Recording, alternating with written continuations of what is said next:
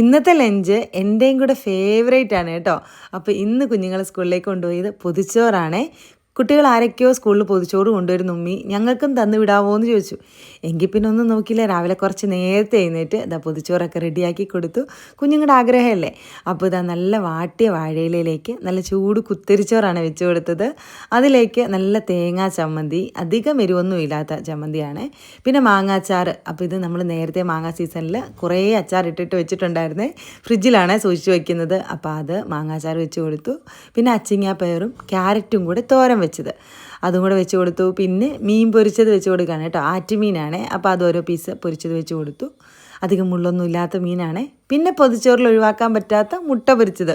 അപ്പോൾ അതുകൂടെ വെച്ച് കൊടുത്ത് നമ്മുടെ പൊതിച്ചോറ് സെറ്റാക്കി എടുത്തിട്ടുണ്ട്. ഇനിയിപ്പോൾ ഞാൻ മടക്കി എടുക്കുകയാണ് കേട്ടോ.